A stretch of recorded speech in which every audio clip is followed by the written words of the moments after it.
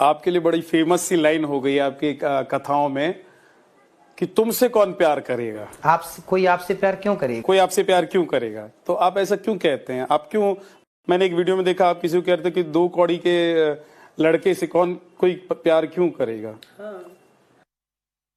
कोई प्यार क्यों, आपसे कोई प्यार क्यों करेगा भाई। आजकल प्यार व्यक्ति से कम हो रहा है, उसके पीछे के बैकग्राउंड से, चमक धमक से ज्यादा प्यार है। यदि आपके पास कुछ है तो आपको आई लव यू कहने वाले ढेर मिल जाएंगे, और आपके पास कुछ नहीं है तो देखो 50-50 साल के कुंवारे घूम रहे हैं, उनकी शादी नहीं हो रही, उन्हें तो कोई आई लव यू नहीं बोल रहा है।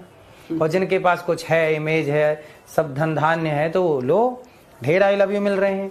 तो आजकल आई लव यू भी आपको नहीं मिल रहा है, आपके बैकग्राउंड को मिल रहा है। आपकी, कहते ना लोग राम राम करते हैं। एक सेठ जी थे, अब वो बड़े आदमी हो गए तो लोग राम राम बोलते, सेठ जी राम राम, तो सेठ जी बोलते मैं बोल दूंगा। तो वो जाएं और गांव के लोग बोले सेठ जी जब हम आपसे राम राम बोलते हैं तो आप बोल देते हो बोल दूंगा। अरे राम राम हम आपसे बोल रहे हो, आप बोल रहे हैं बोल दूं, किससे बोल दूंगा। तब कहा कि सेठ जी बोले गांव वालों को चलो हम आपको दिखा रहे हैं मैं किससे राम राम बोलता हूं। तब सेठ जी ले गए, तिजोरी थी, तो सबको बोला कि मैं तिजोरी को राम राम बोलता हूँ। राम राम बोला है फलाने ने। गांव वाले बोले क्या बात करो, तिजोरी राम राम थोड़ी लेती है। तब सेठ जी ने कहा कि मैं वही हूँ, जब मेरे पास कुछ नहीं था तो आप लोग मेरी तरफ देखते नहीं थे, अब मेरे पास बहुत कुछ है तो आप सब मेरे को आगे आ करके राम राम करते हैं। तो ये राम राम आप मुझे नहीं करते, मेरी दौलत को राम राम करते हैं। तो ये समाज को मैसेज दिया कि व्यक्ति को राम राम नहीं है, व्यक्ति के बैकग्राउंड को राम राम है। आपकी क्या पूछ है, आपके पास कुछ है तो आपके पास लोग हैं, कुछ नहीं है तो आपको कौन पूछ रहा है। प्यार क्या है? देखो प्रेम जो है वो, प्यार और प्रेम में फर्क है। जैसे आप वाइफ और पत्नी में करते हैं, मम्मी और माँ में करते हैं। मम्मी और माँ तो अलग अलग है। डैडी और पापा में करते हैं। पिताजी और पापा, पापा मतलब पाप, मम्मी मतलब मरी हुई, है ना। ये और क्या पूछा आपने? माता जी, पापा, पति पापा मतलब, पापा मतलब पाप होता है। पापा मतलब पाप होता है, पाप होता है। पढ़ लीजिए आप, संस्कृत का ज्ञान थोड़ा रखेंगे तो आएगा। गीता में लिखा है, श्लोक है, भगवान रामचरितमानस पढ़िएगा, कलयुग का यह परम प्रतापा, मानस पुण्य हो या नहीं पापा।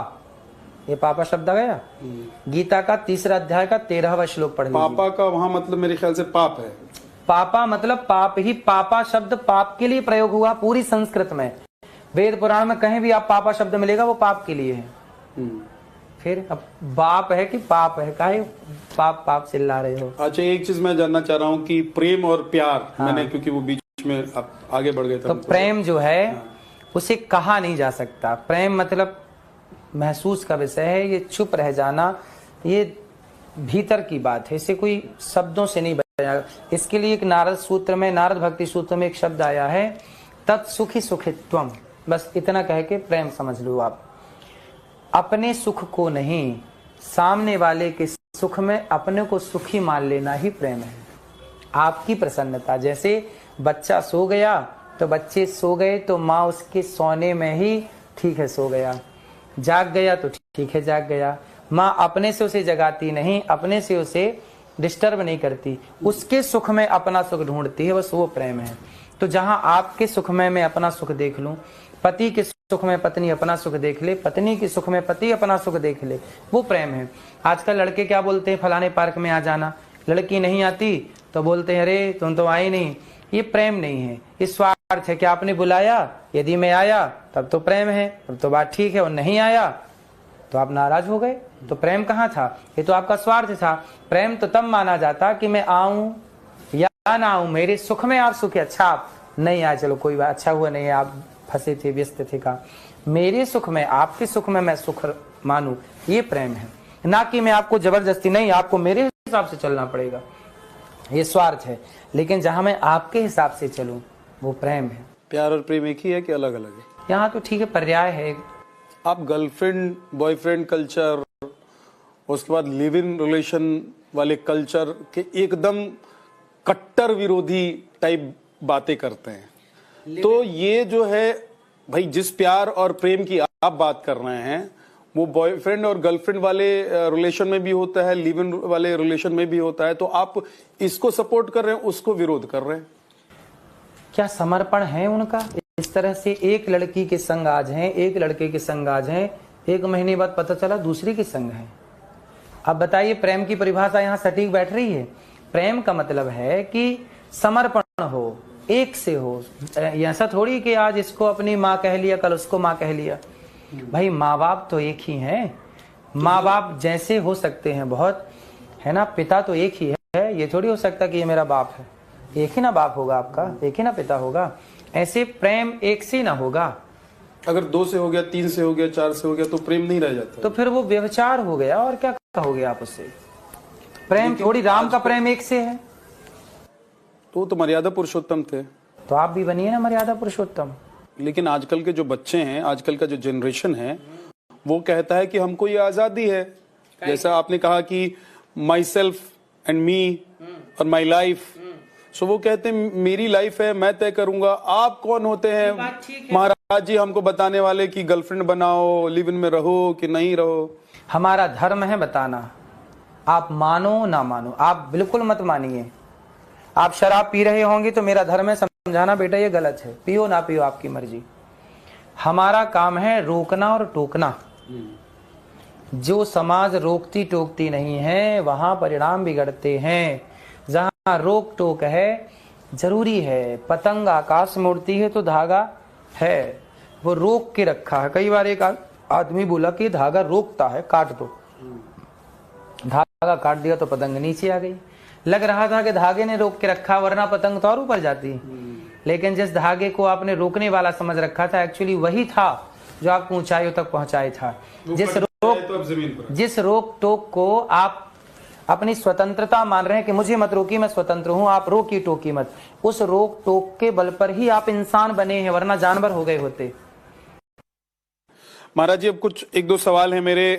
बांग्लादेश में जो कुछ चल रहा है उस पर हमारे ही कांग्रेस पार्टी के सांसद नेता दिग्गज दिग्विजय सिंह हैं, वो कह रहे हैं कि यहां पर अल्पसंख्यकों के साथ जैसा व्यवहार किया जाता है उसका रिप्लाई हम देख रहे हैं, या उसका रिएक्शन हम देख रहे हैं जो बांग्लादेश में हिंदुओं के साथ हो रहा है। अब आपने पूछा था ना जयचंद कौन है, समझ लो आप। दिग्विजय सिंह जयचंद हैं, जो सनातन भारत में रह करके, जो भारत में रह करके भारत की रोटी खा करके जलते हुए हिंदुओं का पक्ष ना लेकर के जलाने वाले मुसलमानों का जो पक्ष ले रहे हैं भारत में, आप उन्हें क्या कहेंगे? जयचंद नहीं कहेंगे तो क्या भारत का सरताज कहेंगे? क्या कहेंगे? ऐसे तो राहुल गांधी भी विदेश में जाकर कहते हैं कि भारत में लोकतंत्र खत्म है, यहाँ पर संवैधानिक संस्थाओं को हैक कर लिया गया है, यहाँ पर सब कुछ खत्म कर दिया है इस सरकार ने। तो भारत की निंदा आप यदि कर रहे हैं, आप बताइए, क्या भारत का पक्का भारतीय, क्या किसी भारत रगों में रहने वाला भारत, क्या मैं कभी भारत की निंदा कर सकता हूं? यदि सच्चा भारतीय है तो देखो भारत की निंदा नहीं कर सकता। यदि भारत की निंदा कर रहा है कोई तो वो जयचंद है। वो स्वीकार करे ना करे, वो कोई भी हो सकता है। कोई व्यक्ति का नाम मैं नहीं ले रहा हूं। कोई जो भारत का विदेशों में जाके या भारत में रह के भी यदि भारत का यशगान नहीं कर रहा है, रोटी में खा के पत्तल में खा के छेद कर रहा है, जयचंद इन्हीं के लिए कहा गया है। ठीक है। एक अभी चल रहा था कि वंदे मातरम को लेकर बहुत सारे लोग परहेज कर रहे हैं, और वंदे मातरम, बहुत सारे लोग कह रहे हैं कि भारत में रहना है तो वंदे मातरम कहना है। हाँ, तो बिल्कुल कहना चाहिए। वंदे मातरम से क्या दिक्कत है? वंदे मातरम, हम वंदना करते हैं इस माँ की, जिस मिट्टी पे खाए खेले पले बढ़े, जिस माटी पे उगा हुआ गेहूं खाए, जिस माटी पे उगा हुआ चावल खाए, जिस माटी पे उगा हुआ गन्ना का रस पी रहे हैं और उसी की शक्कर से मिठाई और रबड़ी खा रहे हैं। उसको वंदे क्यों नहीं बोलेंगे? उसको वंदना क्यों नहीं करेंगे? किसको वंदना करोगे फिर? मुसलमान कहते हैं वो एक ही की वंदना करते हैं, वो है अल्लाह। अभी विदेश गए थे मोदी जी, तो वहां मुसलमानों के बीच में, वहां के मुसलमानों ने तो वंदे मातरम गाया था। आपने सुना वो वीडियो कि नहीं? तो जब विदेश का मुसलमान वंदे मातरम बोल सकते तो भारत के मुसलमानों को बोलने में क्या दिक्कत है? तो क्या लग रहा है, क्या दिक्कत है यहाँ के जो कुछ मुसलमानों से आपने पूछा नहीं ये बात? मुट्ठी भर के लोग हैं, वो कहते हैं कि हम नहीं मानेंगे क्योंकि हम तो अपनी माँ के पैर भी नहीं छूते हैं। अच्छा, वो अपनी माँ के पैर नहीं छूते, तो फिर देखो तो संस्कारों की बात है। अब जहाँ संस्कार पाए नहीं तो उनसे क्या उम्मीद कर सकते हैं? ये तो संस्कारहीनता हो गई ना। हम हमारे देश का जो सनातन का कुत्ता है ना, वो भी ईमानदार होता है। कुत्ता भी रोटी खाता है यदि, तो जिस घर की रोटी खाता है वहां चौकीदारी करके रोटी का ऋण चुकाता है। लेकिन इस देश में ऐसे गद्दार हैं जो कुत्तों से भी गए हैं, जो भारत का खा रहे हैं पर भारत की गा नहीं रहे हैं। कुत्तों का आपने जिक्र किया, इस तो मैं एक सवाल पूछ ही देता हूं आपसे कि अभी डॉग्स को लेकर, स्ट्रीट डॉग्स को लेकर, स्ट्रे डॉग्स को लेकर बड़ी कंट्रोवर्सी हुई कि इनको पकड़कर डाल देना चाहिए कहीं, या जो कुत्ते लोगों को काट रहे हैं, जख्मी कर रहे हैं, मार रहे हैं, ऐसे स्ट्रे डॉग्स जो हैं उनको उठाकर कहीं छोड़ देना चाहिए, बंद कर देना चाहिए। उस पर फिर कोर्ट का भी फैसला आया। लेकिन आपको लग रहा है कि धार्मिक तौर पर अगर देखें तो लोग अपने अपने घर में पेट डॉग्स रखते हैं, तो क्या कुत्तों को घर में रखना चाहिए या नहीं रखना चाहिए? गाय को घर में रखना चाहिए। कुत्ते का स्थान घर के बाहर है, गाय का स्थान घर के भीतर, यही सनातन है। तो जो अंदर रख रहे हैं, कुत्ता होता है, गाय गाय होती है। गाय में सभी देवी देवताओं का वास माना गया है। गावो विश्वस्य मातरः है, गाय को माता कहा गया है। गाय को घर में अंदर रखने की परंपरा है। कुत्ते को स्पर्श करके स्नान करने की परंपरा है। जैसे आप मलमूत्र आपके पाँव में लग जाए तो फिर पुरानी मान्यता क्या है कि भाई नहा लो, गंदगी स्पर्श हो गई ना शरीर से, तो स्नान करने की शुद्धि होती है। ऐसे कुत्ते के स्पर्श के बाद स्नान की बात कही गई है कि कुत्ते को छू लिया तो स्नान करना चाहिए, तब शुद्धि होती है। तो यहाँ तो लोग बेड पर कुत्ते के साथ सोते हैं, अपने घर में रखते हैं, साथ में खेलते हैं, अब देखो कुत्तों का ही जमाना है, अब क्या कहोगे? कुत्तों का जमाना है।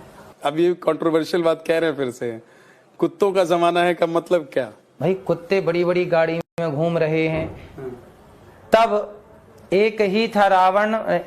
एक मिनट, ऐसा है कि देखो कुत्ते के लिए एक बात सुना रहा हूं आपको कि हाँ, अरे एक व्यक्ति वो है जो रोटी को तरसता है, अजी एक व्यक्ति वो है जो रोटी को तरसता है, और सेठ जी का कुत्ता बिस्कुट चबा रहा है। कलयुग तो आज उल्टी गंगा बहा रहा है। ये कलयुग साहब उल्टी गंगा है, कुत्तों का जमाना है। मस्त मस्त बिस्किट खा रहे हैं, मस्त गाड़ियों में घूम रहे हैं, और एक इंसान रोटी को तरस रहा, तड़प रहा बेचारा। अच्छा, कुछ सवाल हैं, क्योंकि आप पर आरोप ये है कि महिलाओं को आप टिप्पणी करते हैं और वो टारगेट हो जाती हैं, है ना? तो कुछ सवाल देश के अलग अलग स्टेट से हमने मंगवाए, मतलब बहुत सारे सवाल आए थे, बहुत सारी वीडियोस आए थे, लेकिन उसमें से कुछ जो मैं आपके सामने रखने जा रहा हूं, उस पर आपका क्या जवाब है वो मैं सुनना चाहता हूं। मैं एक बार पहले सुनवा दूं। आप कहते हैं कि 25 साल की लड़कियां जिनका विवाह नहीं हुआ है वो 4 जगह मुंह मार के आती हैं, तो क्या आप महिलाओं की नैतिकता पर प्रश्न उठा रहे हैं, उनकी पवित्रता पर प्रश्न उठा रहे हैं? क्या जिनका विवाह 25 वर्ष के बाद होता है वो महिलाओं का चरित्र अच्छा नहीं होता? मतलब लगभग आप 70 से 80% महिलाओं के चरित्र पर आपने उंगली उठा दी है। इस पर आपका जवाब? देखो, पहली बात तो ये समझ लीजिए कि ये बात सबके लिए थी ही नहीं, कुछ लोगों के लिए थी, ठीक है? और समय से शास्त्र यदि आप पढ़ेंगे तो समय से विवाह हो जाना धर्म है, और समय से विवाह ना होना अधर्म है। तो क्या समय? मतलब देखिए, देखो संवैधानिक समय है वो तो सबको पता है, लेकिन आपने एक बार संविधानिक 14 तारीख 14 साल पहले, मैंने क्या बोला? पहले 14 साल में होता था। मैंने ये नहीं बोला कि आप भी कर दीजिए। मैंने ये बताया कि पहले 14 साल में होता था, जल्दी ब्याह होता था। पहले के लोग इतने समझदार थे कि तलाक 0 था। आज मैच्योरिटी बढ़ गई, आप कह रहे हैं हम मैच्योर हैं, समझदार हैं, तो देखिए तलाक क्यों हो रहे हैं। ठीक है, मैं जल्दी से करता हूं क्योंकि उधर से इशारा हो रहा है कि, लेकिन मैं चाह रहा हूं कि आज सारे डाउट्स, सारे जो सवाल हैं उसके जवाब मिले, इसलिए मैं जल्दी से कुछ और मेरे पास जो देश भर से आए हुए वो है सवाल है वो आपके सामने रख रहा हूं। एक और सवाल है, मैं चाहता हूं कि इस पर आपकी राय क्या है उसको भी जान लिया जाए। नमस्ते गुरुजी, मेरा नाम नैन्सी है, गाजियाबाद से। आपका एक बयान आया था कि लड़कियां पहले पढ़ने के लिए निकलती हैं, फिर बिना बताए घर से चली जाती है और फिर कुछ दिन बाद उनके 35 टुकड़े मिलते हैं। क्या सोशल मीडिया ट्रेंड्स को देखकर आपकी सोशल मीडिया की टीम ऐसा कंटेंट